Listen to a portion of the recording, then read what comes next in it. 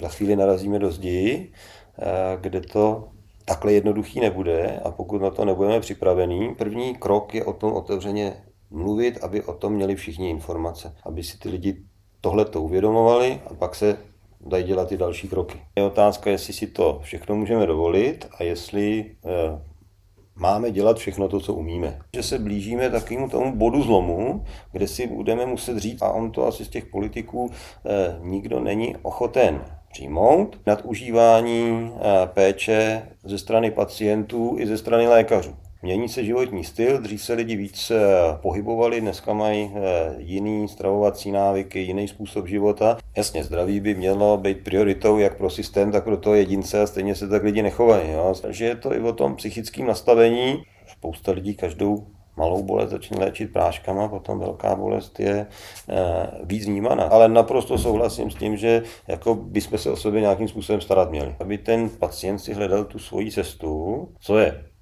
řeknu třeba psychosomaticky, většina bolestí zad je řešitelná. Určitě, aby věděli ty cesty, jaký jsou, komunikovat to s nima.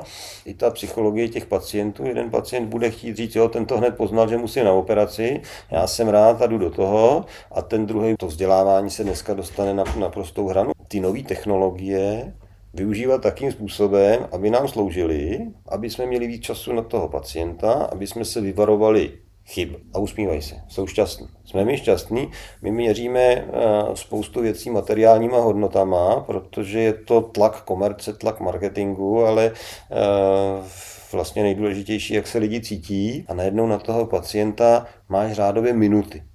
A ty minuty musíš vyplnit spoustou byrokratických kroků a v tom systému se těch zbytečných věcí objevuje strašně moc, protože tenhle doktor je na tuto věc opravdu dobrý, má nejlepší výsledky. To neumíme měřit, my neumíme tu kvalitu změřit. My umíme změřit, jestli si zaškrtal všechny okýnka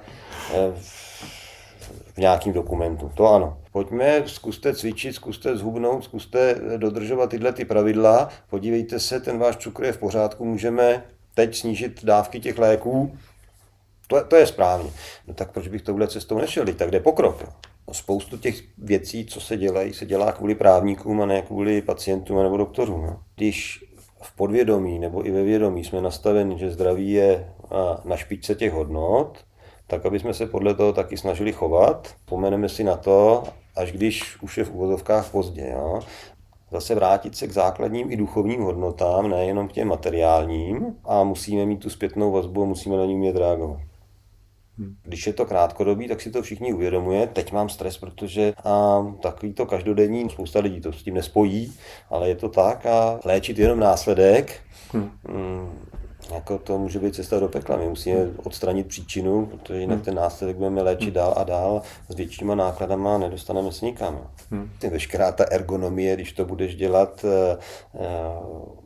pohybově správně, ale to je automatismus. Najednou se dostáváš do nějakého stresu a chceš především správně udělat tu operaci. Jako pozorovat to, no, že jo, teď jsem byl ve stresu, tak potřebuju se z toho zase nějak jako dostat. S tím se nedá než souhlasit, ale není to jednoduchý. No, jako, zase je to, co je v tu chvíli ta největší priorita, na co se soustředíš. Ne si říct, já z té komfortní zóny nevystoupím, protože to by nebyl žádný pokrok, to bychom se nikam neposunuli. A je to o tom najít si rovnováhu.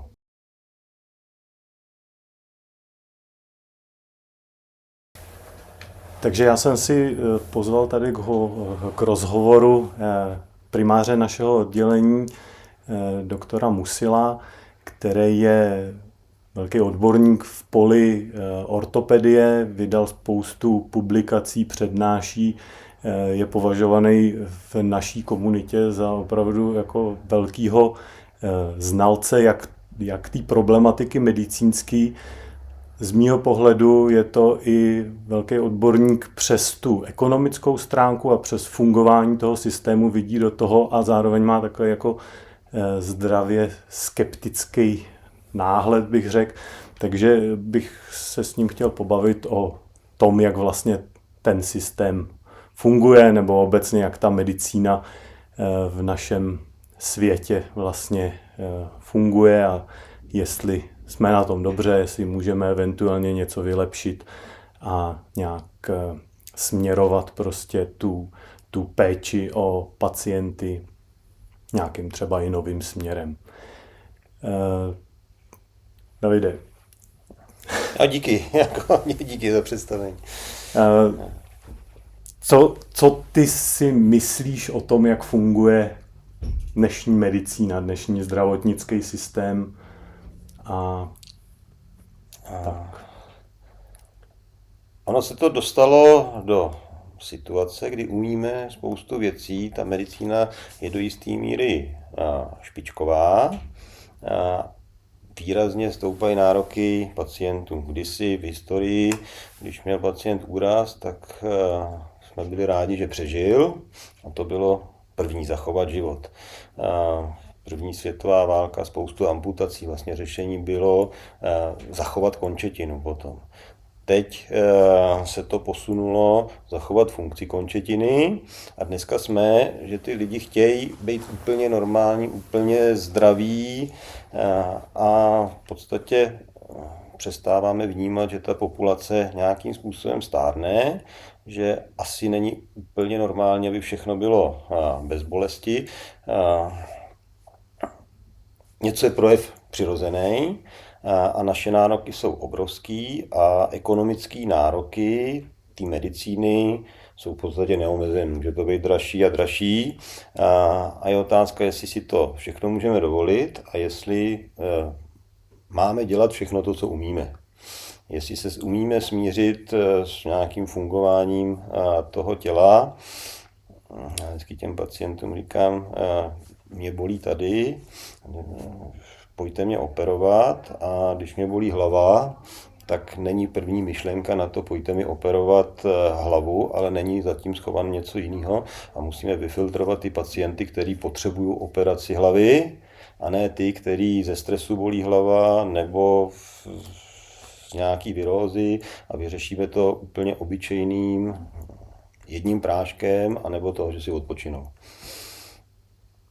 Takže myslím, že jsme se dostali do situace, kdy se musíme zamyslet, jestli je to udržitelný, jestli na to máme, z jakých zdrojů to financovat a co všechno máme opravdu léčit a co už je za hranicí.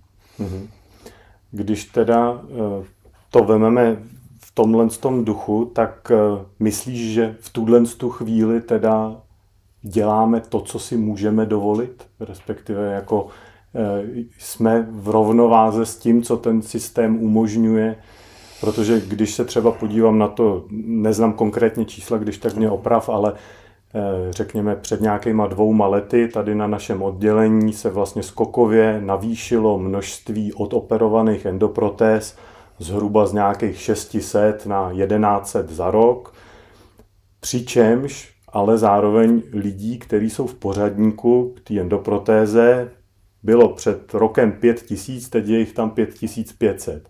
Takže my sice operujeme čím dál víc, ale lidí jako čím dál ještě víc přibývá. A jako tohle se mi zdá, že vlastně jako by nikam nevede. Že... Ono je to složitý. Ta medicína celá se zlepšuje a udržuje nám řadu pacientů do vyššího věku. Ne třeba úplně zdravých, jo, protože my dneska léčíme líp cukrovku, léčíme líp srdíčko, léčíme líp mrtvice, onkologické onemocnění. Takže pacienti, kteří dřív se toho věku nedožili, se ho dožívají. A v tom našem oboru dochází k opotřebení těch kloubů, takže jich jako rapidně přibývá. Mění se životní styl, dřív se lidi víc pohybovali, dneska mají jiný stravovací návyky, jiný způsob života, takže nám přibývá i těch mladých. Vlastně v Evropě ve vyspělých zemích každá 3. operace, která se provádí, je na pohybovém aparátu a ono se to trošku schovává za to, že když přijde někdo s infarktem, tak musí být na kateterizačním lince co nejdřív. Tady on s těma bolestma může čekat. Jo? A nikdo nevidí tu masu těch lidí, kteří opravdu v té republice čekají, ale druhá otázka je, co si můžeme dovolit? Klesá nám porodnost, roste nám počet lidí v důchodovém věku, tu péči platí částečně stát a částečně na ní vydělávají ty pracující. Když nám poklesl počet porodů o 50% a ceny v té medicíně se o 100% zvýšily, což je dneska, když půjdete do krámu a koukneš, kolik stojí máslo, kolik stojí rohlík, no, tak je to logický. Ta medicína, pokud chce udržet kvalitu, nemůže být pod cenou. Takže ty náklady jsou obrovské a najednou ty peníze musí teda hradit polovina lidí, dvojnásobek cen. Utáhnou to nebo to neutáhnou? No, já si myslím, že se blížíme takovému tomu bodu zlomu, kde si budeme muset říct, na co máme. No, a on to asi z těch politiků nikdo není ochoten přijmout. A teď si říct, jakým způsobem tuhletu situaci řešit. Tak budeme to zdravotnictví spát víc a víc peněz, nebo si řekneme, tohle je obyčejná péče, tu, ať si ty lidi hradí sami, tohle je specializovaná na to, ať se pojistí, nebo navrhnout systém, kde si lidi, který budou chtít, na nějaký typ péče můžou připlatit, aby ji nemuseli hradit akutně, ale určitě je důvod se nad tím zamyslet. V mojí generace se to bude týkat ze všeho nejvíc, nebude dostatek doktorů, kteří jsou v důchodu, byť celý život platím zdravotní pojištění, tak to nebude v tu chvíli dostatečné a za chvíli půjdu do důchodu a začnu mít nějaký ty zdravotní problémy. No, takže si myslím, že je přesně správná chvíle začít to řešit, že spousta lidí asi na to slyší, pro spoustu lidí je to nepopulární a pro tu politiku to začíná být problém, protože co udělal 30-korunový poplatek ze zdravotnictvím před 10 lety, to úplně obrátilo volby. A to jako si ty lidi tuhletu zkušenost uvědomujou, co je 30 korun. Já to za to dneska nejedu ani městskou dopravou. Přitom to nějaký efekt mělo a nemůžeme si nalhávat, že veškerá péče je zadarmo, protože v každé lékárně si lidi nakupují spoustu léků, preparátů, za spoustu věcí platí, když jdou děti s rovnátkama, když se jdou koupit brýle. To je rozdíl. Vidím, nevidím. A stejně platím 15 000 za brejle. Děti 60 000 za rovnátka. Chci ten typ ošetření u zubaře, platím. Jo, takže to zdravotnictví není úplně zadarmo. Nemůžeme se tak tvářit, že to tak je a je asi třeba nastavit, aby jsme věděli, co si můžeme dovolit a co si nemůžeme dovolit a jakým způsobem zařídit, aby byla poskytnutá ta nejlepší péče.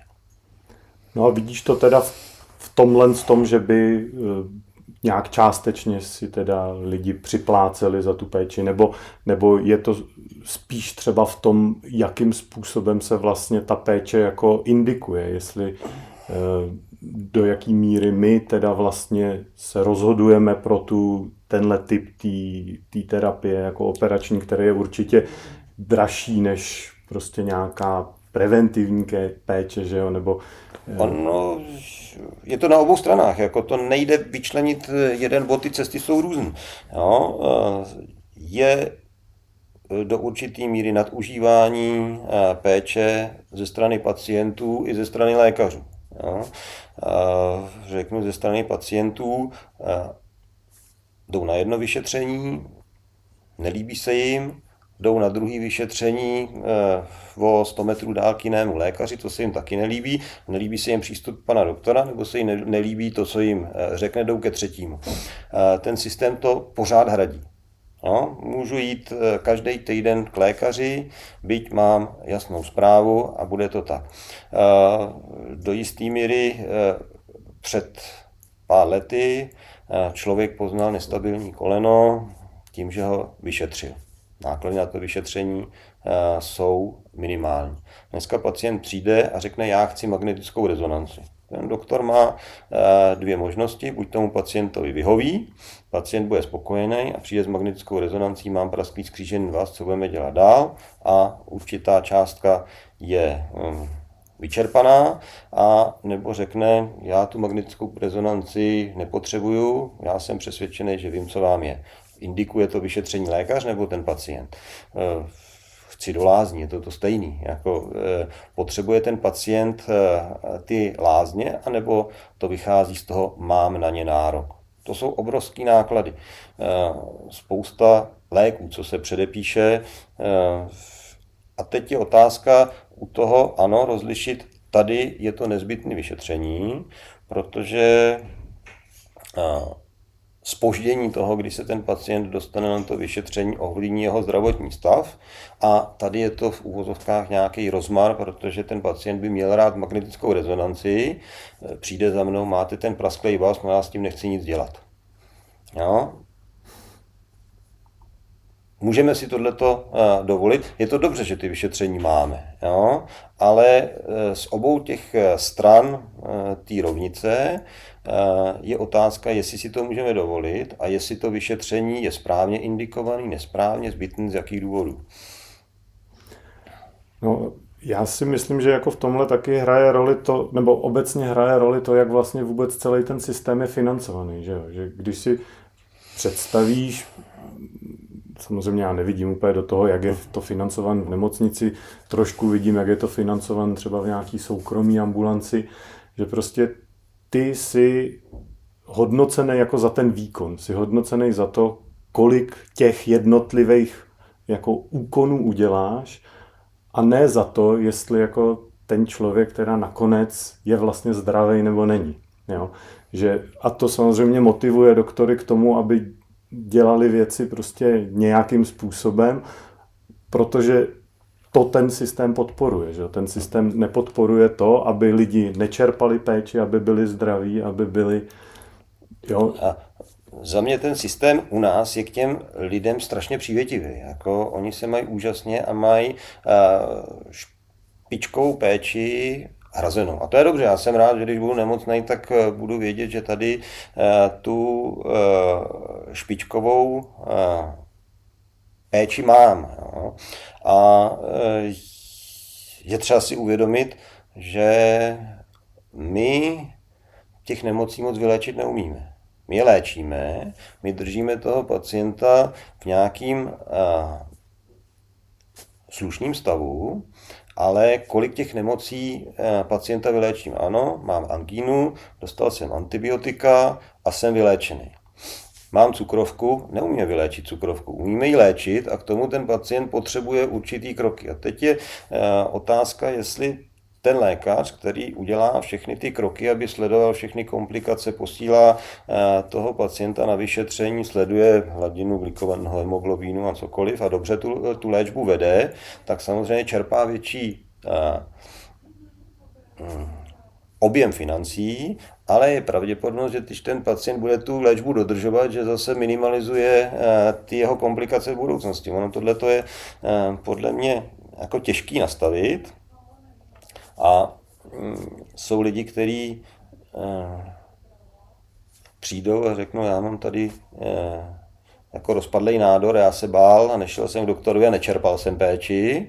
A pak je druhý, který já jdu preventivně, protože se bojím, že tady něco je a jde preventivně každý týden. No, tak ono, oba ty extrémy, ale to je jako všude mezi lidma, prostě někdo bude důslednější a někdo bude mít větší strach.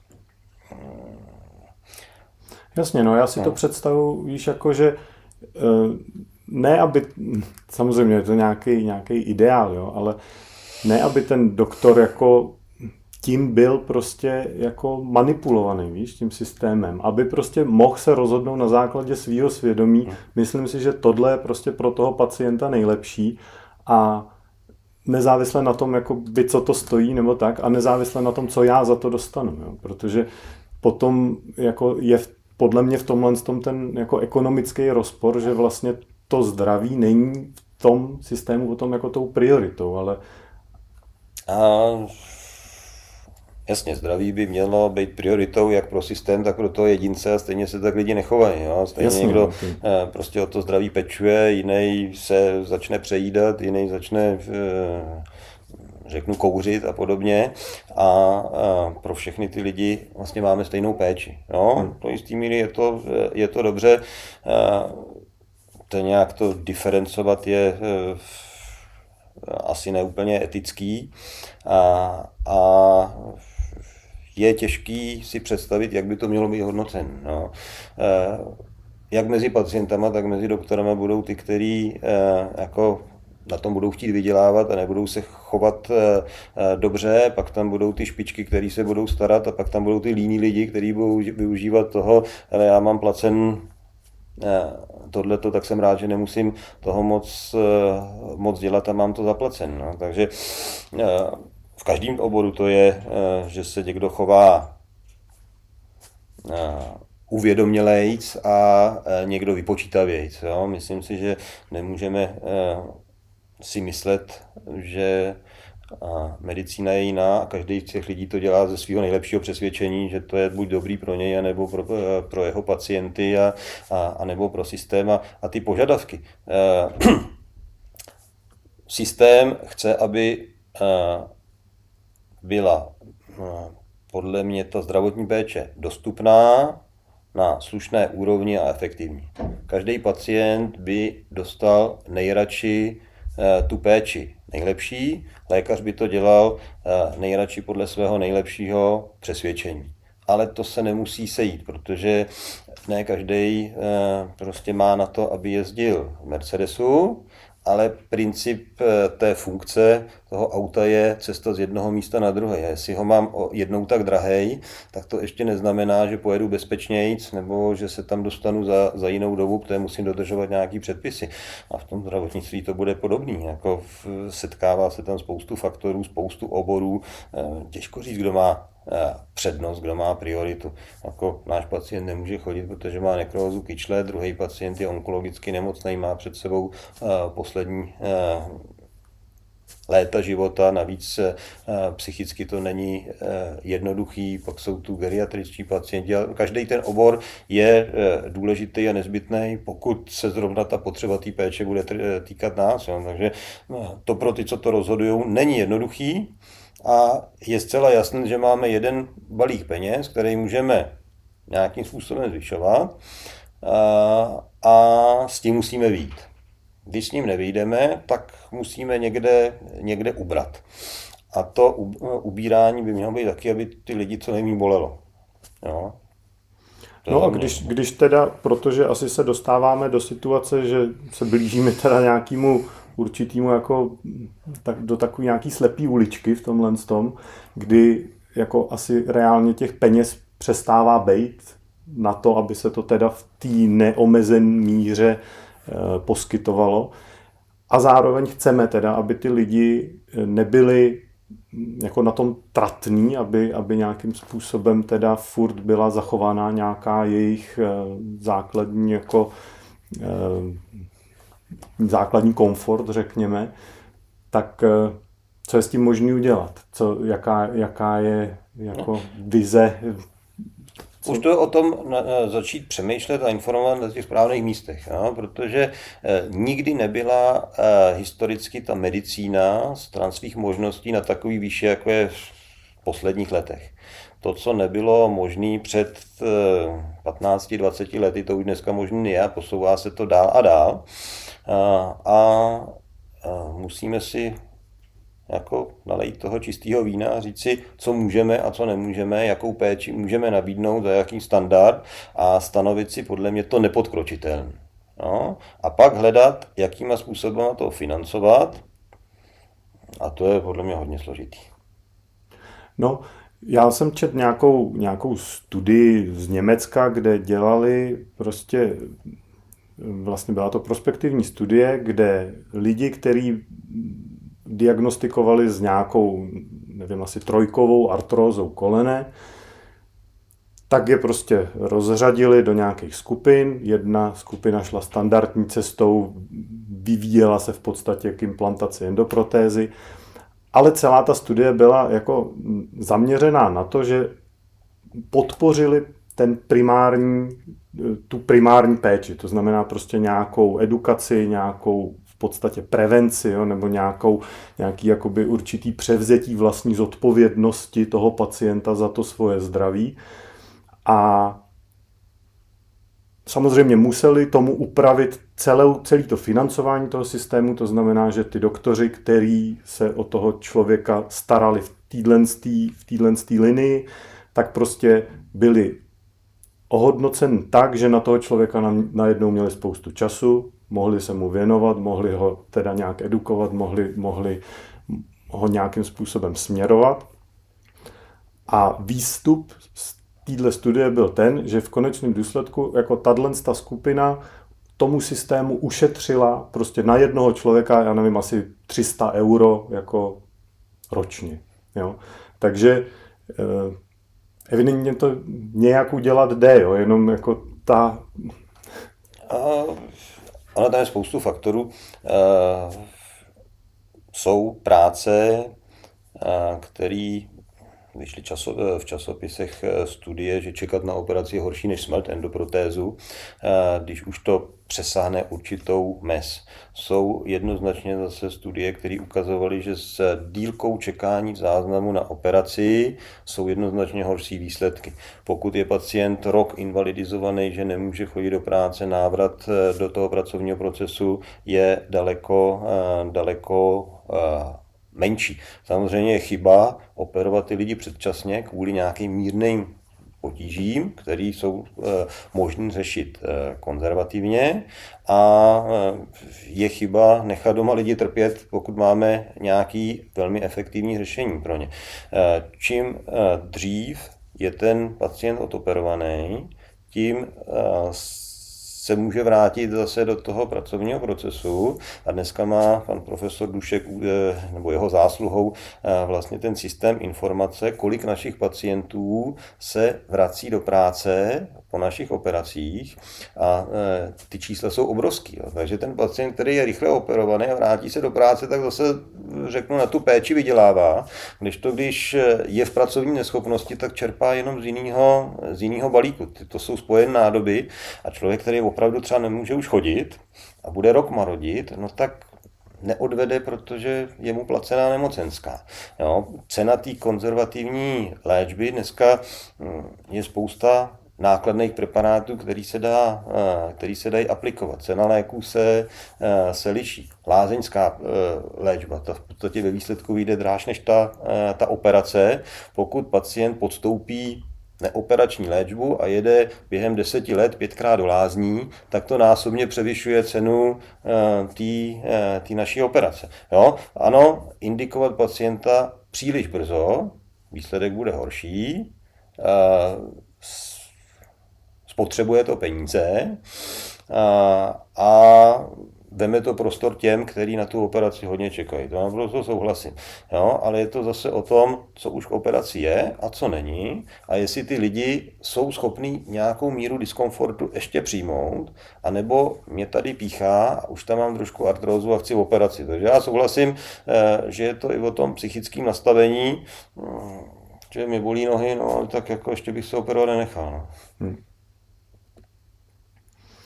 A já jsem dělal předevčírem rozhovor s Kubou Novotným, to je jako trenér lezení. Jo? A má dokonale zvládnutý prostě vlastně ten pohybový systém, nejen jakoby z nějakých fyzioterapeutických základů, ale prostě z jógy, qigongu, a prostě jako opravdu bych řekl, že ví, jak teda s tím pracovat. A musím říct, že jako to setkání s ním, nebo ten jeho vhled do toho, jakým způsobem se opravdu dá jako reálně s tím tělem pracovat, i když tě něco pobolívá, jo, pobolívá tě koleno, pobolívá tě rameno, tak když by se tohle podařilo jakoby nějakým způsobem dostat do lidí, jo, aby věděli, že opravdu se sebou můžou něco dělat, a ne, že jenom čekají na to, až...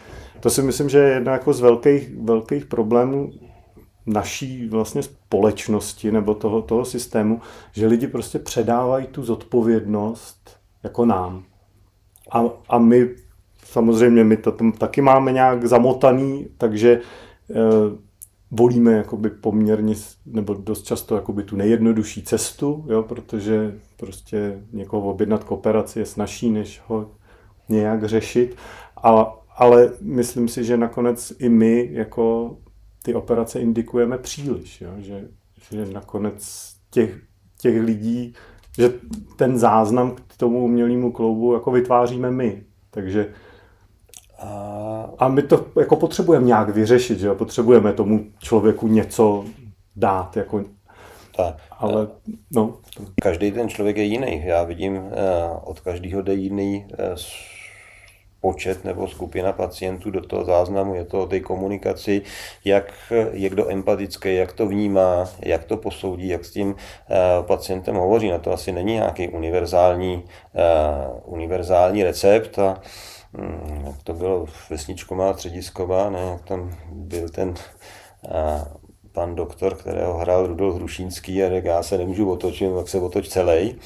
A zase si myslím, že to na obou stranách. Ten pacient něco vyžaduje a jsou lidi, kteří řeknou, on ty moje potíže bagatelizuje. Co my víme? Já vidím rentgenový nález, ten neléčím. Já vidím rozsah pohybu, někomu stačí, někomu nestačí. A pak ten pacient interpretuje nějakým způsobem bolest. Ten rozdíl ve vnímání bolesti u nás je strašně různý. Jo? Lidi řeknou, mě to bolí strašně, s tím se nedá žít. Jo? A pak je podobný pacient se stejným nálezem a říká, no, jako, je to nepříjemný, omezuje mě to.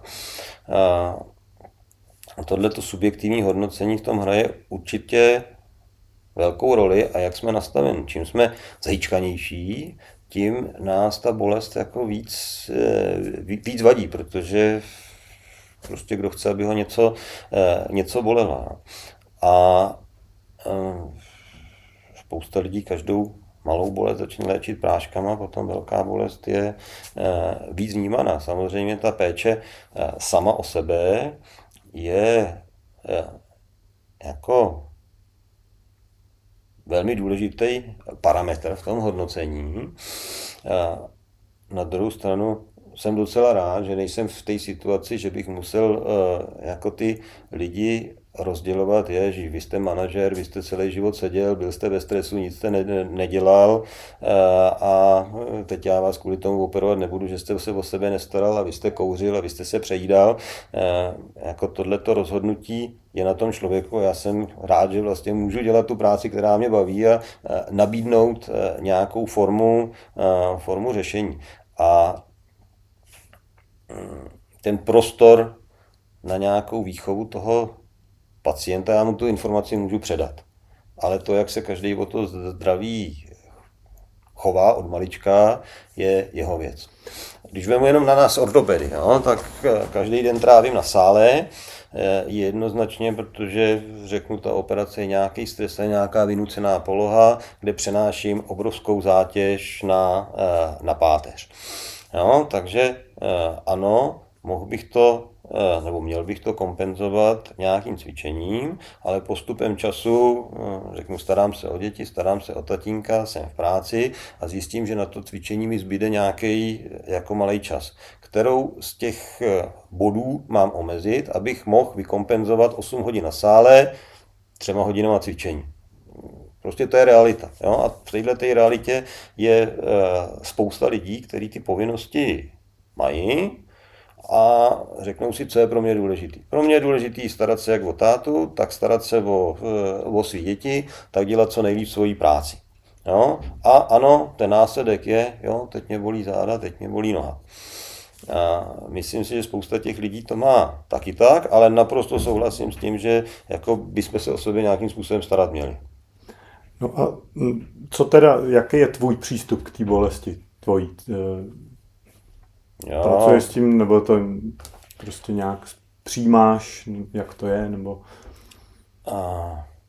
Jasně, tak ty víš, jako kam já do jakých destinací cestuju a i to člověka tak jako poučí, s čím se tak srovnat a co už je za hranu. Jenom tak pro informaci, primář jezdí s dětma, s rodinou do Nepálu, do Peru, lezou po horách, je to velký horolezec, jako opravdovej, s cepínama, mačkama. Tak. Člověk asi se musí naučit to svý tělo i s jeho projevama mít rád nějakým způsobem. Jo? A přiměřeně na to reagovat a snažit se to ne za každou cenu řešit hned jako první možnost lékama a hned jako první možnost operací. A zase jsou pacienti, kteří jsou rádi, když přijde za tebou a ty jim řekneš, že to ještě na operaci není, tak je vlastně ujistí, že dáš jim nějakou jistotu. No? Byl jsem ve stresu, jdu na gastroskopii, jo, protože mě bolel žaludek, řeknou ti, je to všechno úplně v pořádku. No, jenom žaludek přestane bolet. Jo. Takže pro spoustu těch pacientů, když jim řekneš, tohle ještě dobrý, tady stačí trošku cvičení, na operaci to není, nemáte tam nádor, tak je to důležitá informace, pro kterou toho doktora navštíví. V mým věku jako už nevidím tak, jak jsem viděl před 10-20 lety a je to asi normální. No, tak si musím říct, mám jako to tělo přijmout, patří to k tomu, slepej nejsem, musím být rád za to, jak vidím, jo? Za to, jak se hejbu. Chodím s dětma trénovat, jako už se jim nevyrovnám fyzicky, už se jim nevyrovnám rozsahem pohybů, ale je to normální a přijímám to tak a není to důvod, že bych čerpal zdravotní péči, to ano, někdo by mi nabídnul, ale nevěřím, že ten stav by byl, jako když mi bylo 20 nebo 30 let.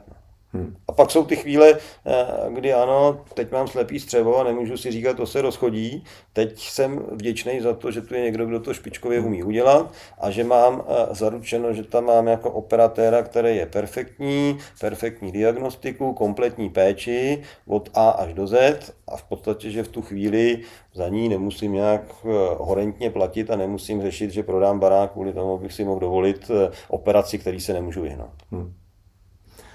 No já v tomhle tom vnímám jako, že vlastně na tom spektru toho zdraví nebo na té péče o to zdraví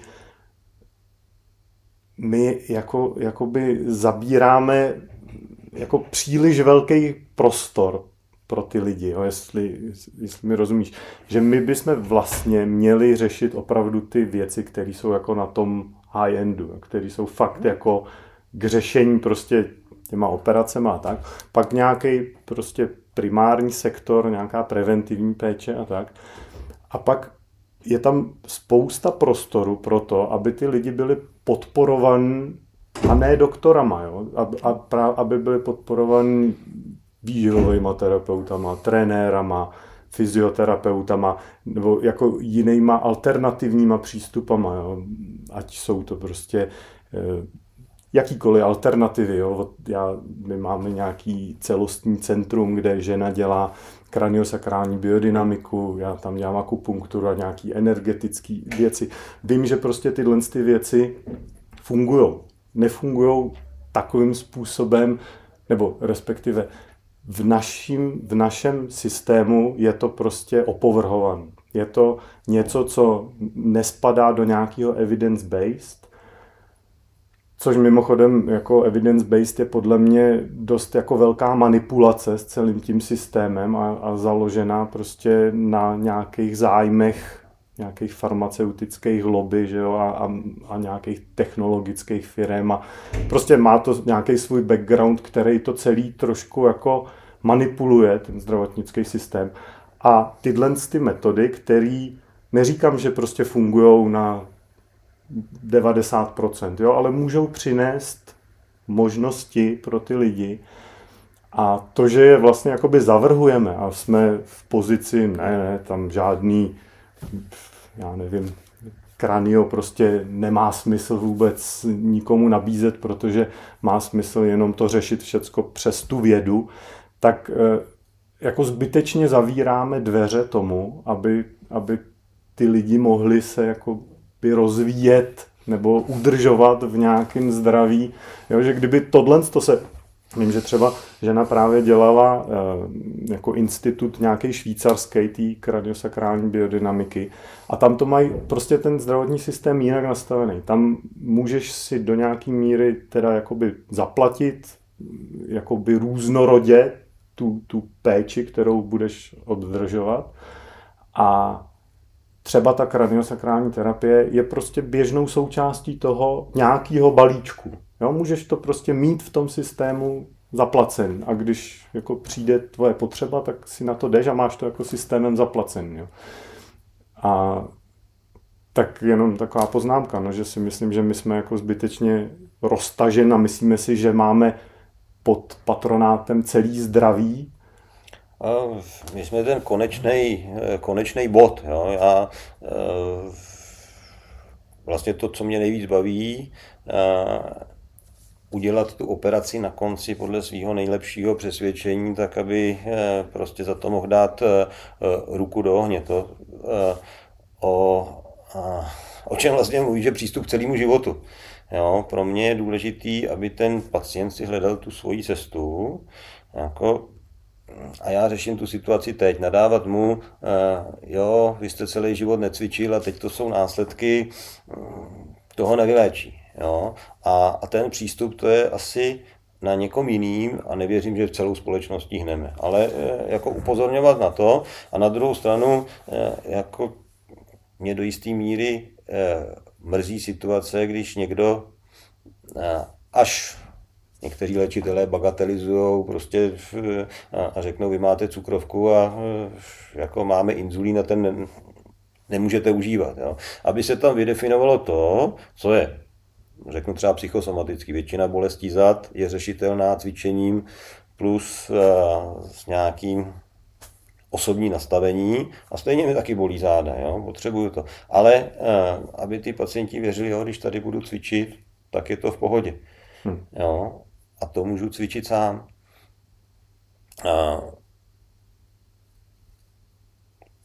Já to vemu tak, když máme ty pacienty s tou nadváhou dneska, když jak to řešíme, oni řeknou, já nemůžu zhubnout, protože se nemůžu hejbat. Jsou studie, že se jim udělají endoprotézy, které fungují, můžou se hejbat, oni přijdou na kontrolu a mají ještě vyšší váhu. Takže to není pravda. Je to o tom jejich přístupu a určitě, aby věděli ty cesty, jaký jsou, a na druhou stranu, aby jsme včas zachytili to, co umíme jednoduše léčit. U nás revizní operace, udělat malou revizní operaci je lehčí, než udělat velkou. Malá trhlina manžety a musím zvážit. Bude to léčit konzervativně, nic se nestane, když s tou malou trhlinou ten pacient bude to zkoušet půl roku konzervativně, vyčerpá všechno, pak půjde na operaci.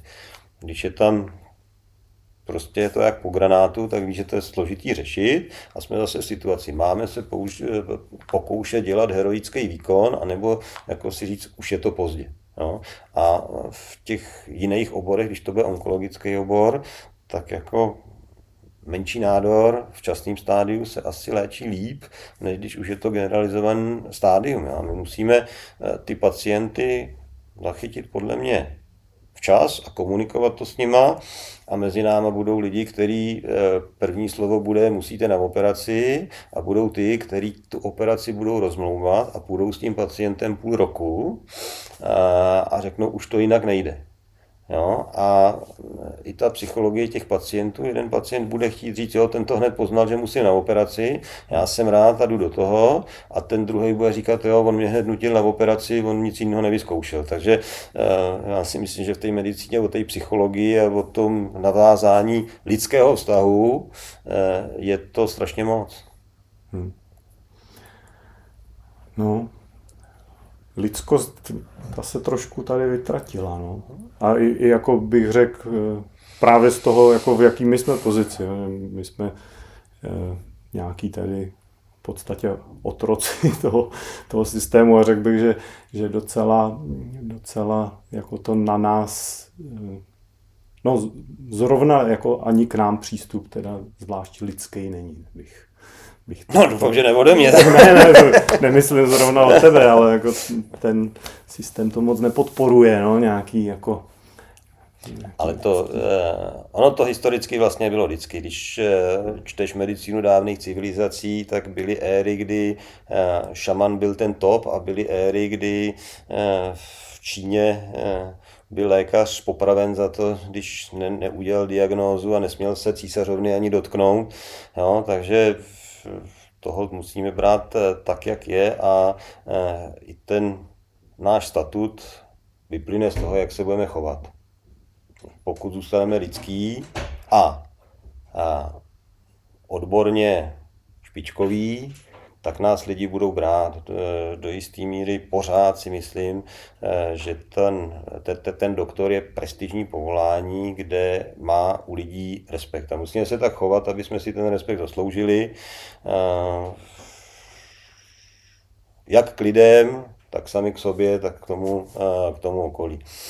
No, a je to na každé té profesi, jako pokud to bude profláklá profese a budou to samý podvodníci a budou tam chyby, tak nebude vnímaná dobře, nebude to autorita a nějaký to renomé si musíš vytvořit, aby ten tvůj pacient ti věřil, počkejte ještě, nechoďte na tu operaci. A aby ti věřil stejně tak, teď už to je na operaci, podle mýho nejlepšího přesvědčení, kdybych to byl já, kdyby to byla moje rodina, teď bych mu řekl, jako už by se to mělo dělat. To další rozhodnutí je na něm, jako já ho nutit nemůžu. Ale pokud to tak nebude, tak ten respekt budeme ztrácet. No.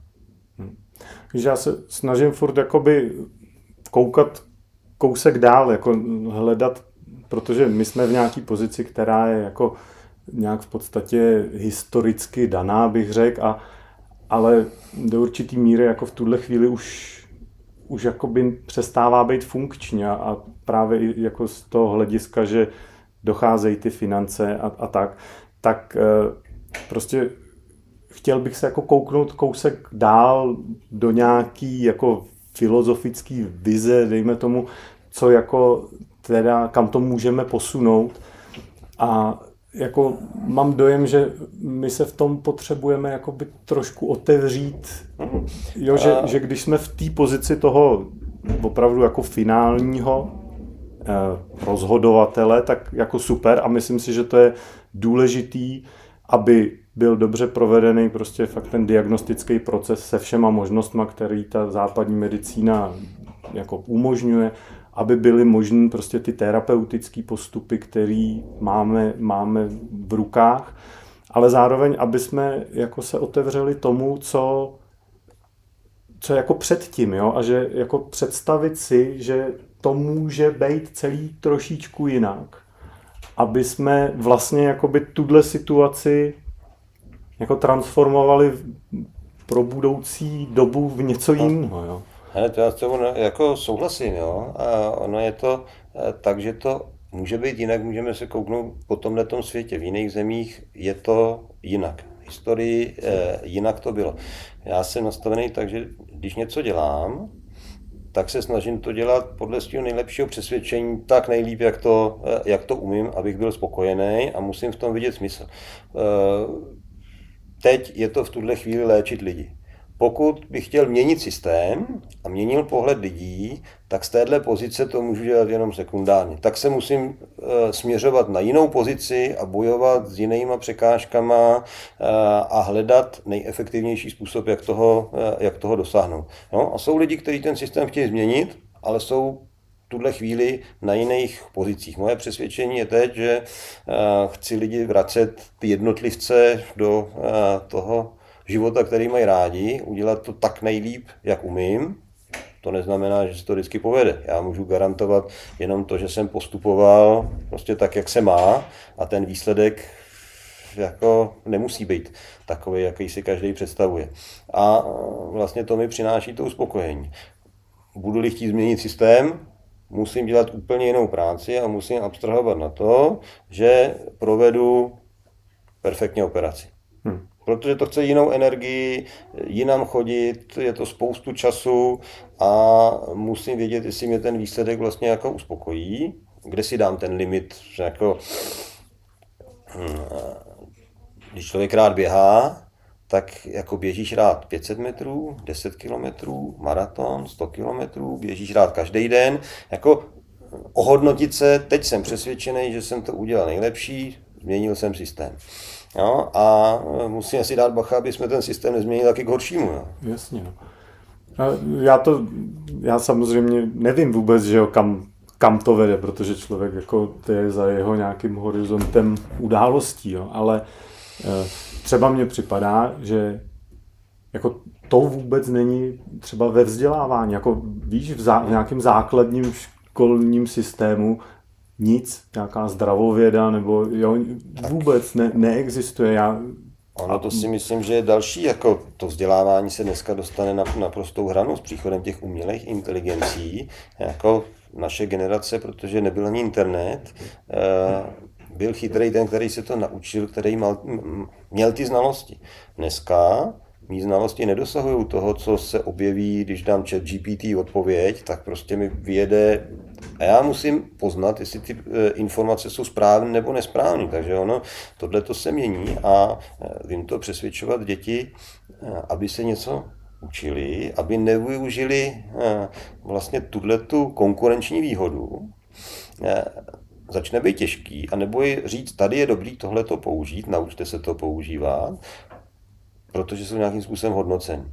No, a ten učitel najednou, jak má rozlišit, kdo na to přišel sám, kdo na to přišel s pomocí a je špatně přijít na to s pomocí, co hodnotíme? To, že byl ten člověk schopný naučit se 100 různých ptáků, nebo to, že našel způsob, jak ty ptáky poznat.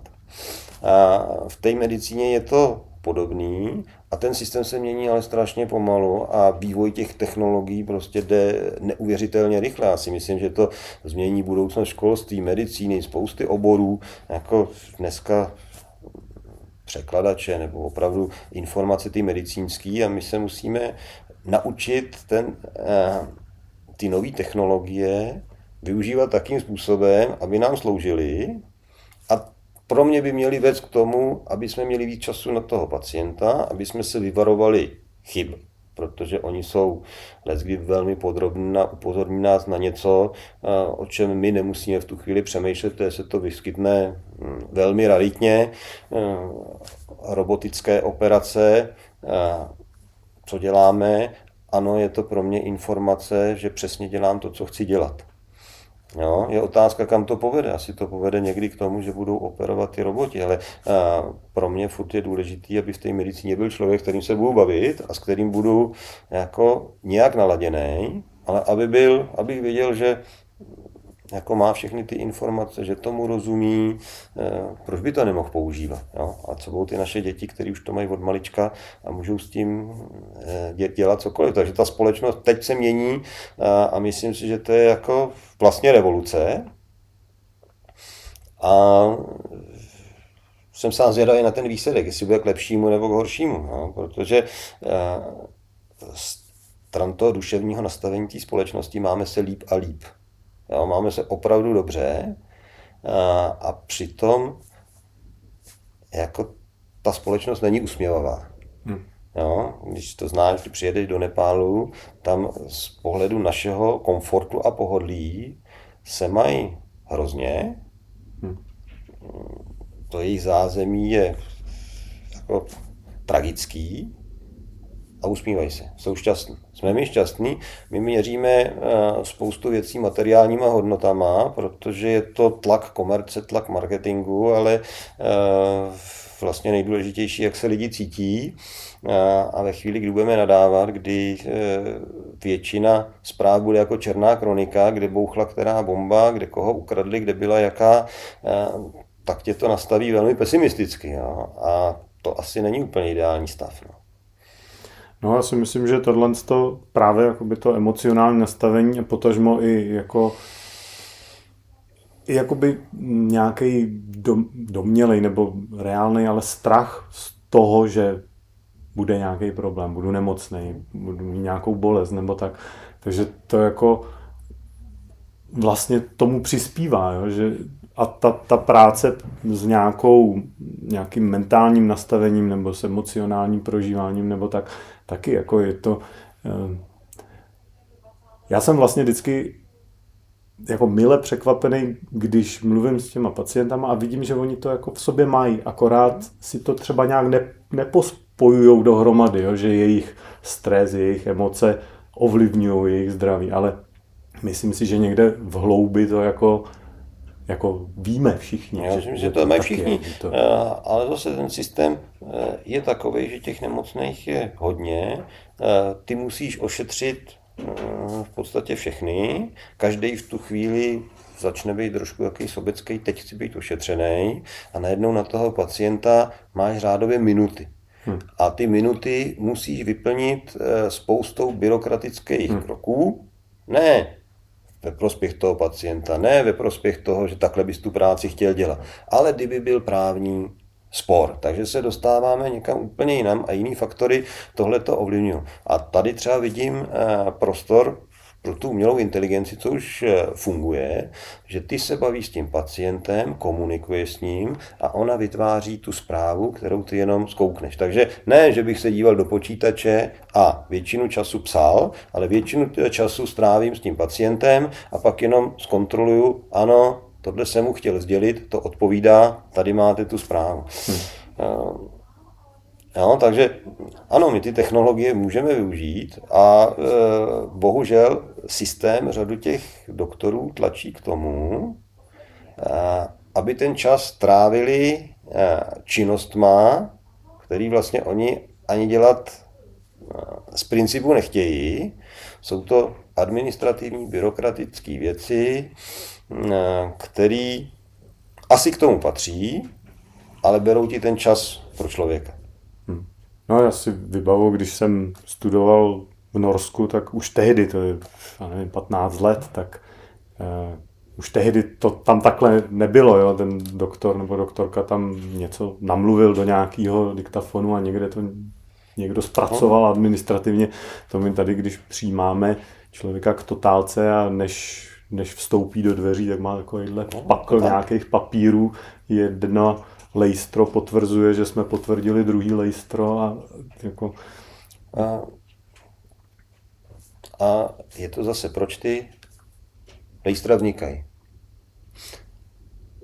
A já se si vždycky vzpomenu na oblíbený film těch básníků, jako dej blbci funkci a vymyslí lejstro. To lejstro nezajistí, že budeš pracovat líp, že budeš lepší doktor, to buď jednu stranu chrání, nebo druhé straně dává možnost tě napadnout, anebo je zbytečný. Jo? A v tom systému se těch zbytečných věcí objevuje strašně moc, protože každý vymyslí na všechno nějaký další papír. Jo? A za mě je nejdůležitější, abych věděl, tenhle doktor je opravdu dobrý, tomu věřím, od toho chci být léčený. A pak já už zase tolik nemůžu rozhodovat, jestli tohle je lepší nebo tohle je horší. A ta důvěra, my vlastně nemáme systém, kterým určíme, tenhle doktor je na tuto věc opravdu dobrý, má nejlepší výsledky. To neumíme měřit, my neumíme tu kvalitu změřit. My umíme změřit, jestli si zaškrtal všechny okýnka v nějakém dokumentu. To ano. Jo? Ale když tu bude někdo, kdo skvěle zaškrtává a blbě léčí, bude to lepší doktor, bude to horší doktor, splňuje všechny náležitosti, takže v této pečlivosti ano, ale může ti léčit úplně blbou nemoc.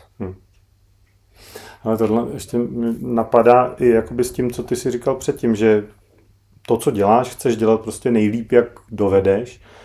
A třeba pro mě v tomhle tom, já mám ten půl. Třeba v tomhle tom, já mám jakoby tu hranici nějak jinak nastavenou asi možná než třeba jako většina doktorů, protože prostě z nějakých mých zkušeností jsem víc inklinuju prostě jakoby, řekněme, k těm nějakým celostním pohledům a tak. Ale vlastně ten systém je tak nastavený, že já se neustále pohybuju díky tomu vlastně na nějaký jako hranici zákona. Jo? Já prostě považuji to lékařství za nějaký určitý umění, ne nějakou jako strojovou činnost, ale určitý umění hledání jakoby té cesty s tím pacientem. A to, že do toho zapojuju věci, které vlastně nejsou oficiálně schválený, jo, tou evidence-based medicínou nebo tak vlastně vím, že neustále jsem jako v pozici, když si na mě někdo bude chtít stěžovat, že ho neléčím jako evidence-based, ale řekl jsem mu, No víte co, to by bylo dobré, abyste se podíval na to, jestli se moc nestresujete třeba, jo? Nebo něco takového. A vlastně už to není ta evidence-based, tohleto. A myslím, že tohleto v součinnosti s tou administrativou, s tím, aby si to všechno dělal vlastně jako jak je nalinkováno, tak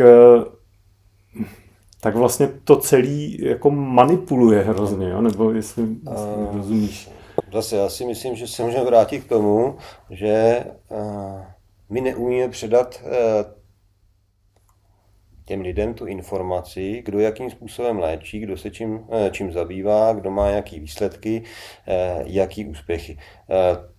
To, že i v tom našem oboru spousta věcí není evidence-based, to se zjistí a spousta věcí jsou pocity a dojmy a data tě můžou přesvědčit o úplně něčem jiným, anebo to prostě není ověřené a věříš tomu a dosahuješ nějakých výsledků. Za mě, co je zásadní, že by si měl léčit lege artis. To je něco, co je tu historicky a lege artis, ano, když budu přesvědčený, že je zbytečný dezinfikovat kůži předtím, než někam píchnu a budu mít 50% infektů, tak to asi není lege artis. Když někoho přesvědčím a on bude na stejné vlně, že ho budou méně bolet klouby, když bude cvičit, když se sklidní, když se zbaví stresu, no, tak bude velká skupina lidí, kteří tomu bude věřit. To není špatně. Jo. Řeknu, i tohle se dá udělat evidence-based, ale měli by za tebe mluvit výsledky a ty pacienty. Když budeš mít spokojený pacienty, nebudeš mít zanedbaný, tak jakou cestou toho člověk dosahuje, jestli tam ta komunikace je nebo není, si myslím, že není rozhodující. Rozhodující je, když pacienta poškodíš.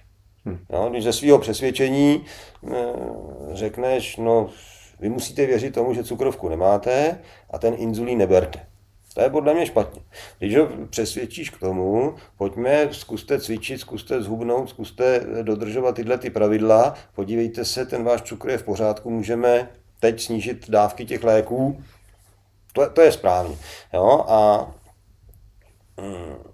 ta informace, jakým způsobem kdo léčí, jaký má přístup k těm pacientům, ta by měla být někde jako zjistitelná. Abych si našel toho, že lidi jsou typově různí. Jsou lidi, kteří jsou, řeknu, věřící a nevěřící. A každý inklinuje zase k jinému tomu protějšku a bude mu důvěřovat. Ta důvěra je základ. Když ti budu důvěřovat, hele, schoď 10 kg a budeš mít tlak o 10 torů lepší, a já to udělám, tak hele, to je bezvadný doktor, podívej se, já nemusím brát žádný prášky.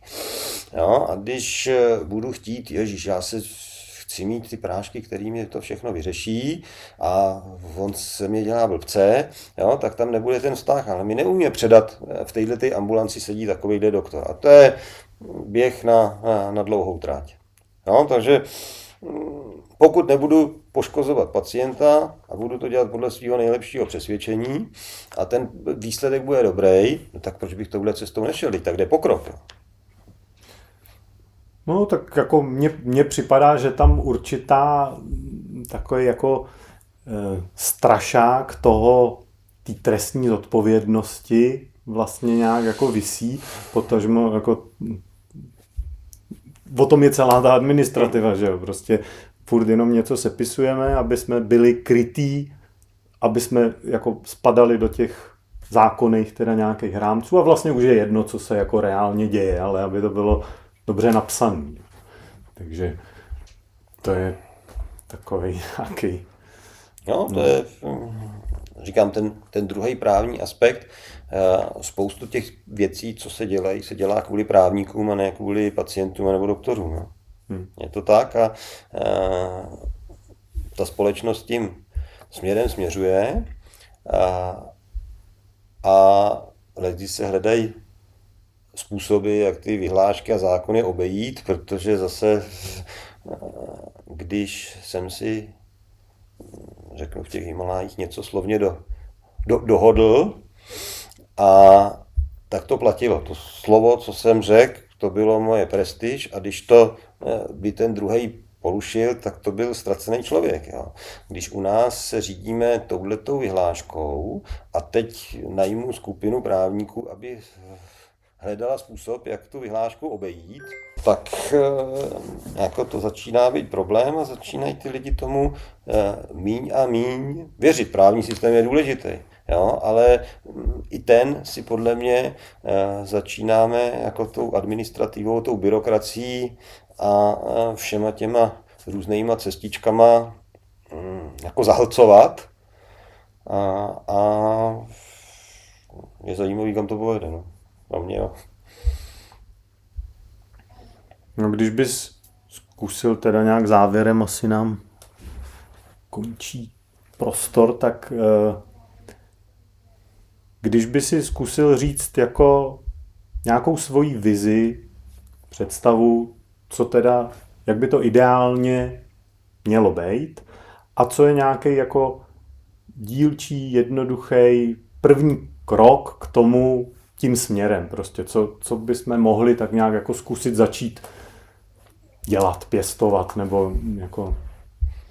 Ideální utopický svět je, aby všichni lidi byli zdraví a v pořádku, ale to samozřejmě... No tak jak tenhle ten stav teda vytvoříme, jo? Nebo jakým způsobem si ho tvoříš v sobě, nebo... Když se lidí zeptáš, co jsou jejich největší hodnoty, tak zdraví je někde prostě na špičce, všichni to řeknou. A podle mě je důležitý, aby když v podvědomí nebo i ve vědomí jsme nastaveni, že zdraví je na špičce těch hodnot, tak aby jsme se podle toho taky snažili chovat a aby nám to okolí vlastně tu cestu umožnilo. Jo?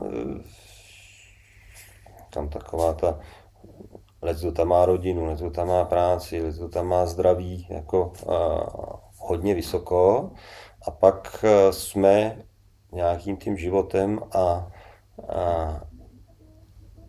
okolím tlačený k tomu, že tohleto opouštíme a vlastně pořád to v tom podvědomí máme a uvědomíme nebo vzpomeneme si na to, až když už je v uvozovkách pozdě. Jo? Až když začnu být nemocnej, tak si uvědomím, jak to bylo krásné být zdravý a že jsem proto nedělal úplně všechno. A říct si, co jsem proto ochotný dělat. Jestli jako dobře, tak nebudu operovat, aby mě nebolely záda, nebudu se starat o rodinu, abych nebyl ve stresu, ale ono mi to přinese jiný stres, protože tohle je vlastně takový ten stres, který mě uspokojuje. Jo? Práce na sále mě uspokojuje, když jsem s dětma, mě to uspokojuje. Když se můžu postarat o tátu, který se o mě staral, tak mě to uspokojuje. Ale přináší to stres a to je v nějaké rovnováze.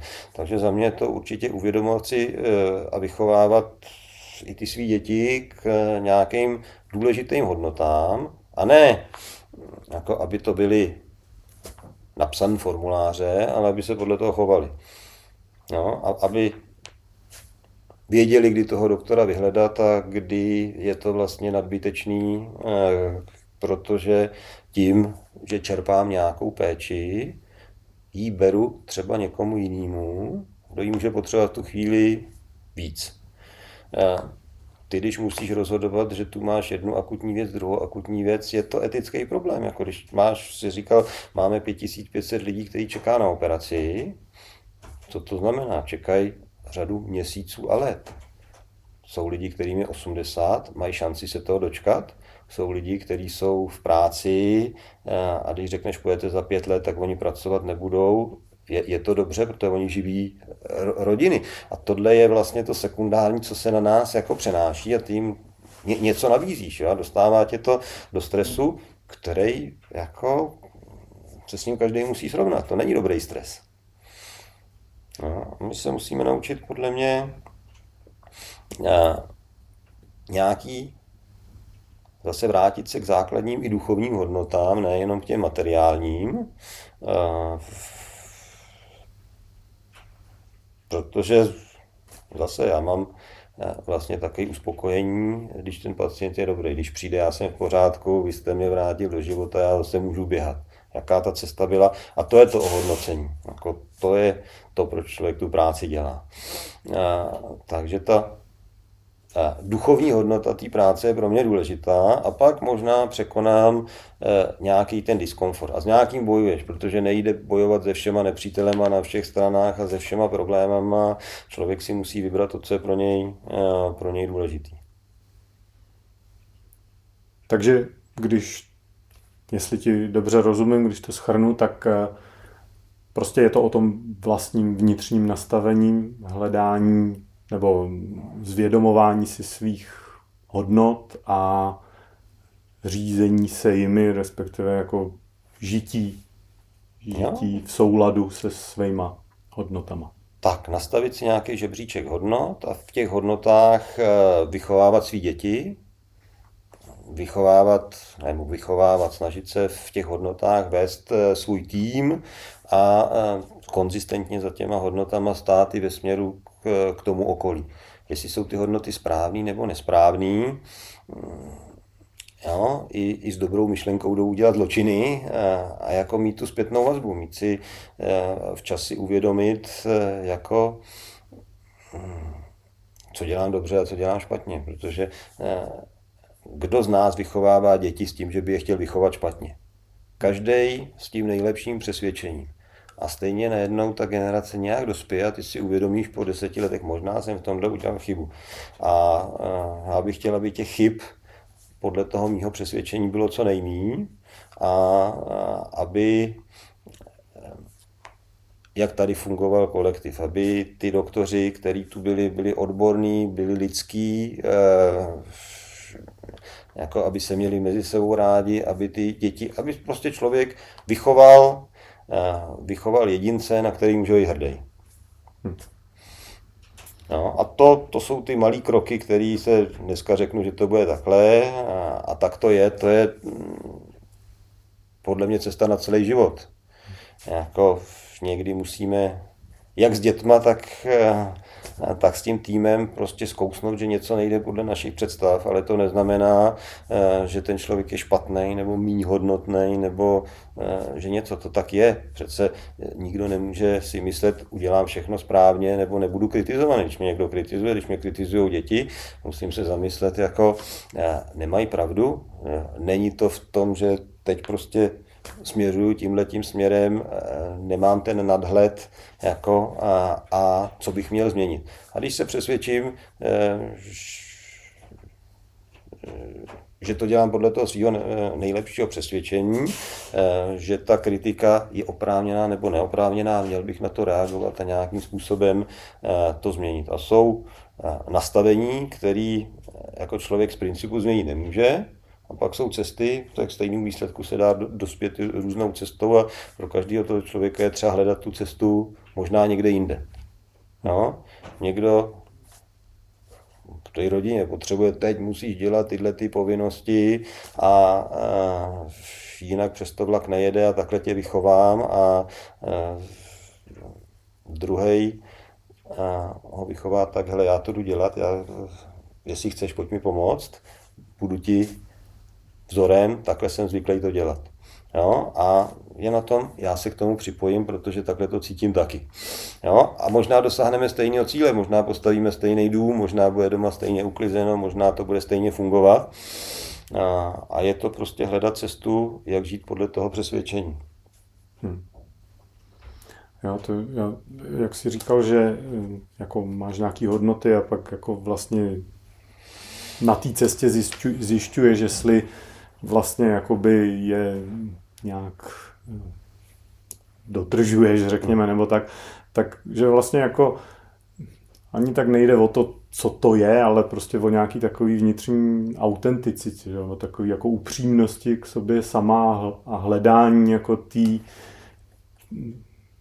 toho, co jsem já, no, co mě nějakým způsobem jako Je v tomto riziko, že i v současném světě vidíme, že spousta lidí napáchá zlo, protože jdou podle svého přesvědčení, co si myslí, že jsou oni. Jo? Takže můžeme být na špatné cestě a ty lidi to taky dělají ze svého přesvědčení. A historie to ukázala, jo? A musíme mít tu zpětnou vazbu a musíme na ní umět reagovat. Což si myslím, že nám tělo jako dává tu zpětnou vazbu a že prostě, když to takhle budeme vnímat, že tělo je prostě indikátor našich vnitřních nastavení, našich vnitřních rovnovách nebo vnitřní rovnováhy, tak ve chvíli, kdy nám říká, prostě dává nějakou informaci, někde nás něco bolí, nebo máme nějakou nemoc, tak je to prostě informace o nějaký vnitřní podkladový nerovnováze a je otázka, jestli jsme teda schopni se nějak jako k tomu vztahovat a vnímat to, že teda se můžeme někde nějak balancovat. No, to je nezpochybnitelný, jdeš na zkoušku a najednou ti stoupá tlak a začne se člověk tohleto cítí, někdo tlak břiše, někoho bolí hlava, někdo je unavený, někoho začnou bolet záda a není to proto, jako ta aktuální situace tě na něco připravuje a nějak se na tobě projevuje.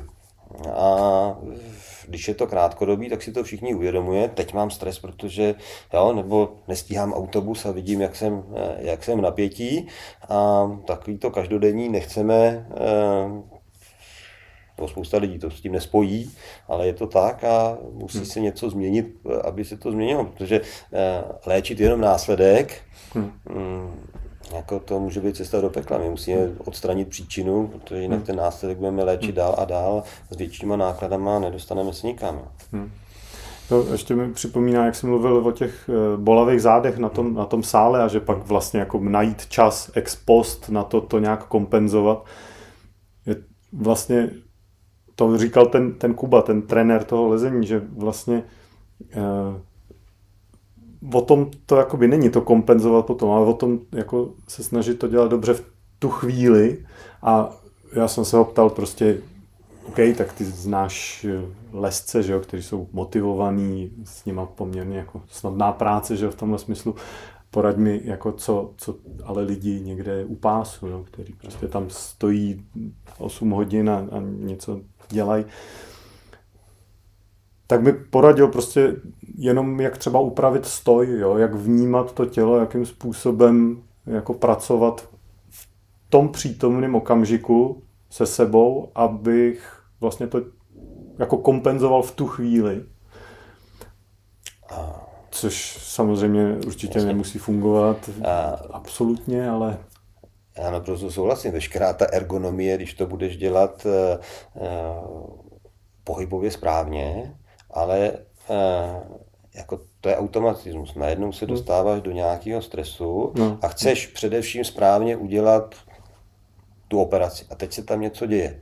A ty v tu chvíli přestaneš myslet na to, ale já teď hlavně musím stát takhle, jo, a jako jednoduše se to říká, je to pravda, jo, ale od nějakých návyků měli bychom to dělat takhle, protože možná za 30 let nás budou bolet záda. Jo? Já vím, když jsem byl malej, tak jsem si říkal, jako hele, všude můžu skákat, všude můžu lézt, když spadnu, tak ono se to za 2 dny zahojí. Jo? Dneska si uvědomíš, že ono se to nemusí zahojit a už to někdy nepřestane bolet.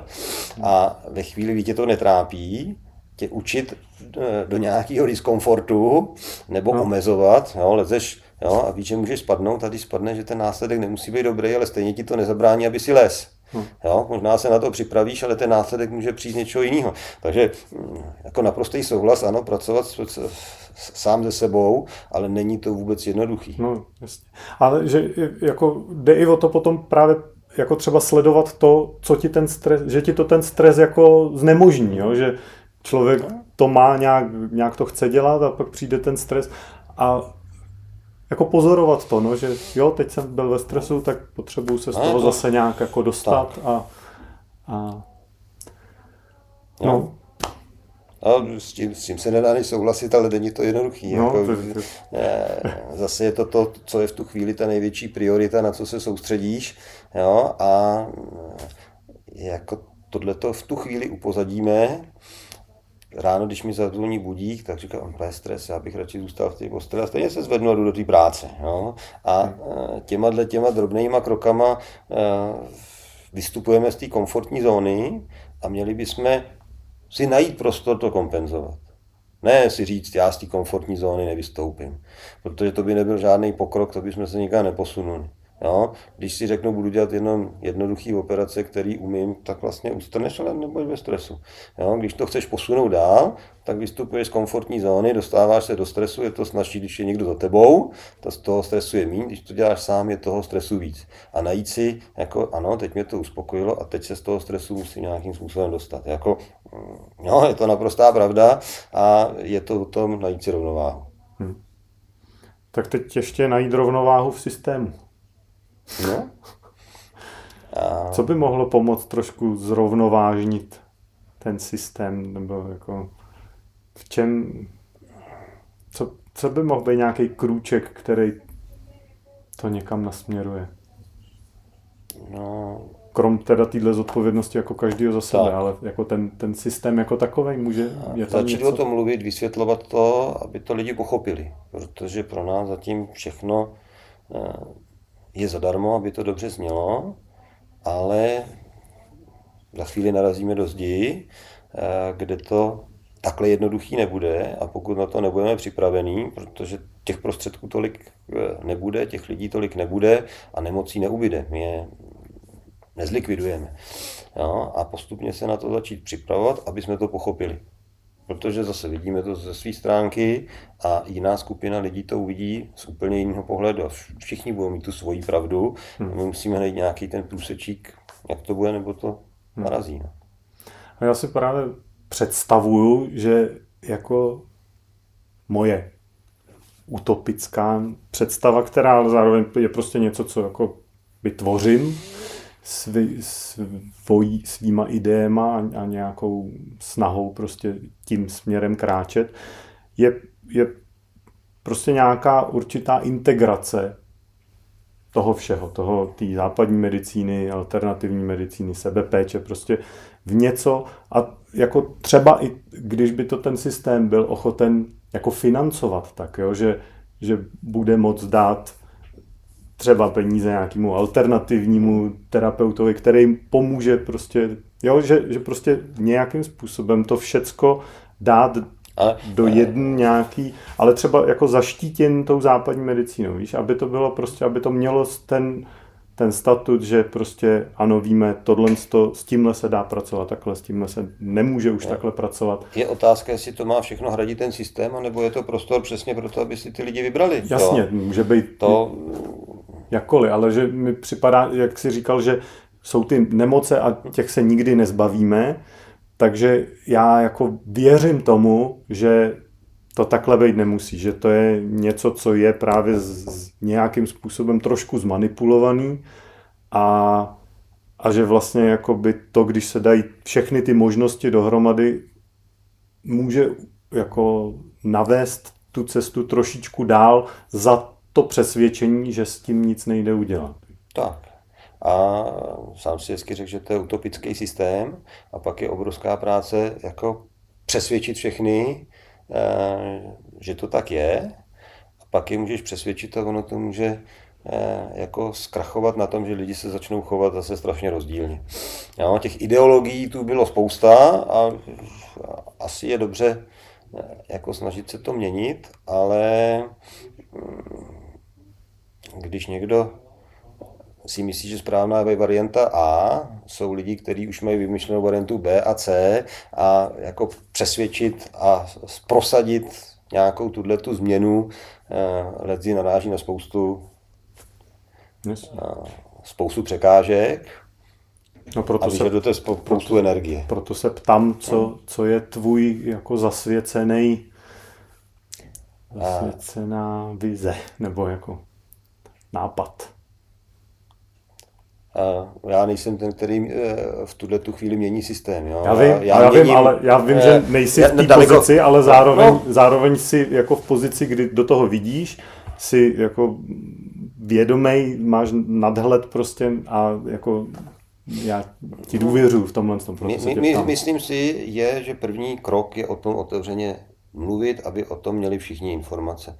Na základě těch informací se to posouvá dál, není to nařízení, není to, aby si ty lidi tohleto uvědomovali a pak se dají dělat ty další kroky. Super, děkuji ti moc. Jo, nemáš zač. Tak teď doufám, že jsem to zapnul, že to...